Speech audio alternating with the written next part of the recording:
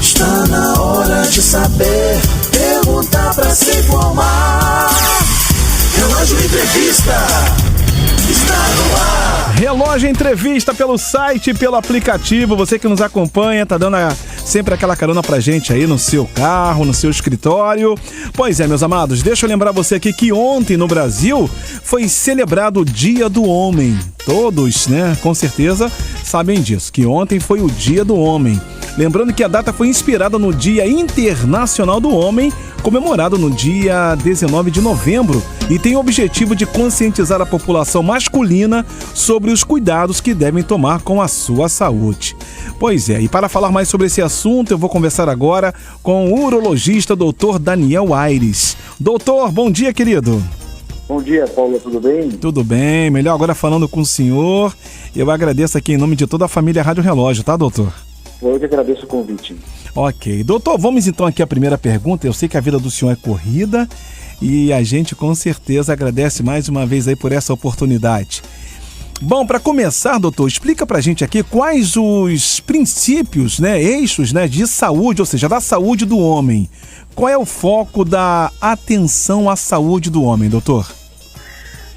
Paulo, além do... isso é uma pergunta que é importante, ainda mais hoje em dia, né, que o foco talvez da urologia seja determinar como uma especialidade da saúde masculina. Sim.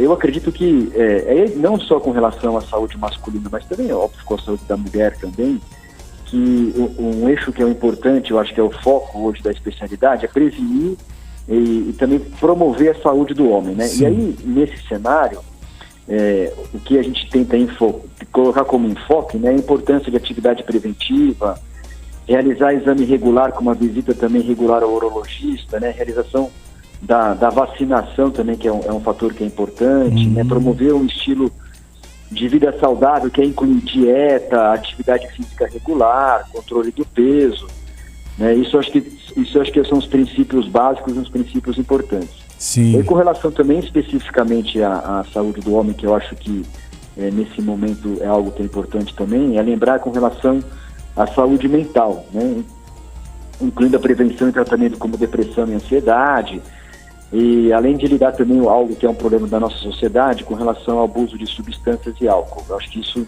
é um enfoque que não é tão dito, mas que acomete uma faixa importante da população, principalmente do sexo masculino, né? Sim. No caso, doutor, a atividade física, isso ajuda muito o ser humano, né? Ou seja, o homem, no caso, né? Sim, e ainda mais, isso é tão importante, Paulo, que o envelhecimento da população de uma maneira geral, né? Isso a gente vê que acontece a partir do momento que a população também tem um acesso mais à saúde, a atividade física, ela tem um papel fundamental para preparar esse indivíduo para poder desfrutar da sua vida numa intensidade plena, no momento que ele está mais tranquilo, né, que ele já passou essa fase do trabalho e tudo. Então, a atividade física é fundamental para preparar o indivíduo para a terceira idade, né? Então, isso definitivamente é um foco não só da urologia, como das outras especialidades também, ressaltar a importância da atividade física. Sim, nem que seja aquela caminhada de 20 minutos, né, doutor? Tem que fazer, né? Não, nem que seja caminhada de 20 minutos, lembrando que existe aí uma indicação com relação a essa frequência e também lembrando que isso diminui também, inclusive, fatores como diabetes, doença cardiológica. Então, a atividade física regular é um fator importante de prevenção para doenças crônicas, né? Isso é importante, com certeza. Tá aí a dica do doutor, né? Muito bom. Doutor, o senhor já tinha respondido aqui pra gente, né, sobre as principais doenças que podem afetar o homem, mas o senhor tem alguma específica? Então, assim, na verdade, isso varia muito em relação à faixa etária. Sim. Mas o que a gente, obviamente, se a gente for falar especificamente do sexo masculino e falar com relação às doenças oncológicas, ou seja, que é o câncer, né? Então, lembrando que o câncer mais comum que acomete o homem, né, tirando o câncer de pele, é o câncer de próstata, aí seguido do câncer de pulmão e do câncer coloretal, câncer do colo, né? Então, o rastreamento, né, tanto para o câncer de próstata quanto para o câncer de pulmão, quanto para o câncer coloretal, Paulo, pode mudar a história de vida do paciente. Então, porque esse diagnóstico precoce, ele é fundamental para esse indivíduo ter um tratamento adequado e uma chance de cura também maior também. Além disso, né, tem as doenças cardiovasculares, que é pressão alta, infarto, AVC. E isso também está relacionado à falta de exercício, obesidade, cigarro e estresse, né? Além também da diabetes, que é um outro fator importante também, que também está relacionado, tem um fator, um vínculo importante com o estilo de vida doente, né? Então, obesidade, falta de atividade física e má alimentação também estão relacionados ao fator de risco para diabetes. Mas se fosse para elencar aqui uma informação para o homem especificamente, eu diria que é o câncer de próstata que faz com que esse rastreamento, esse diagnóstico precoce muda a vida do indivíduo.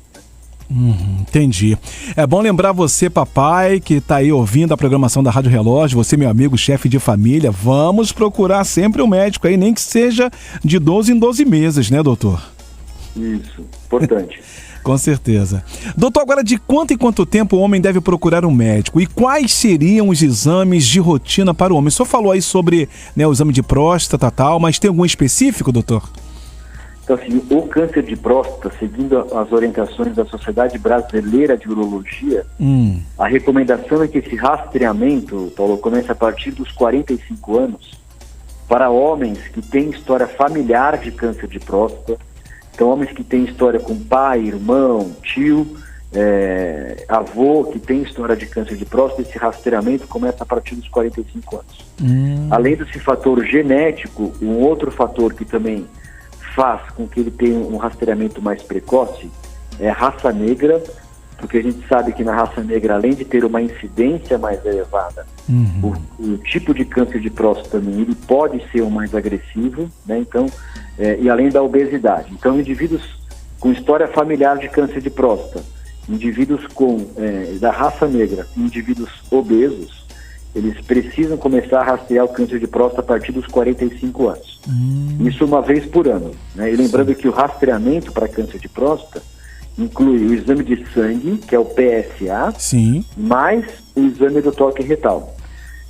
Além disso, se o homem não tem nenhum fator de risco, ou seja, ele não faz parte desse grupo que eu disse anteriormente, ele começa a rastrear a partir dos 50 anos de idade. Então, a partir dos 50 anos, todo homem, independente do seu fator de risco, ele começa a fazer o rastreamento com PSA mais exame do toque. Tá? Então, isso, a recomendação atual também é que seja anual. Talvez no futuro isso mude, mas hoje esse rastreamento ele começa a partir dessas idades, como eu disse, e a frequência anual, né? E os exames englobam o exame de sangue, que é o PSA, mais o exame físico. Tá certo. Olha aqui, lembrando aos nossos ouvintes que eu estou conversando com o urologista Dr. Daniel Aires, conceituado no mercado da área da medicina, está explicando pra gente aqui, né, sobre a saúde do homem. Doutor, para fechar, por que os homens evitam tanto de ir ao médico? O preconceito é um fator, doutor? Eu acho que é um conjunto de fatores, Paulo. Eu acho que talvez um fator importante, ele é o preconceito, mas isso, a gente observando no dia a dia, no cotidiano, a gente observa que tem diminuído cada vez mais.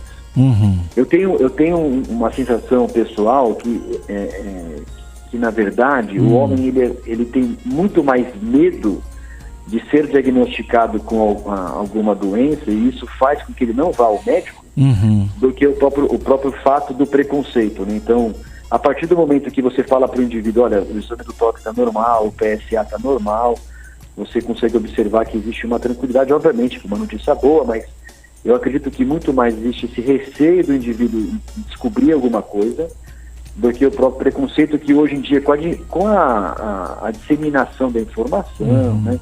E isso tem diminuído cada vez mais, né? Mas talvez esse fator medo aí do indivíduo seja um fator importante ainda.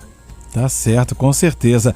Bom, tá aí o recado pra você, meu amigo chefe de família. O doutor já deu todo o recado pra você que ainda de repente não foi no médico. Deixa o preconceito de lado e vá procurar um urologista especializado aí na área para poder atender você melhor. Só lembrando aos nossos ouvintes que eu conversei, aliás, né, trocamos uma ideia aqui com o urologista Dr. Daniel Aires sobre a saúde do homem. Doutor, mais uma vez a gente agradece aqui a participação do senhor. Suas considerações finais, pode ficar à vontade. Não, Paulo, eu queria agradecer o convite, dizer que eu estou à disposição. Sim. Eu sou urologista aqui em São Paulo, mas estou aberto para discutir com qualquer dúvida, ou no Rio de Janeiro, em qualquer lugar. Eu parabenizo pela importância do rádio, né, em disseminar essa informação, dizer que eu sou um ouvinte assíduo do rádio e parabenizo e que vocês tenham muito sucesso na jornada de vocês. Ok, eu agradeço aqui em nome de toda a família Rádio Relógio. Boa semana para o senhor e espero poder falar com o senhor novamente, tá bom, doutor? Um abraço, meu amigo. Boa semana. Tchau, tchau.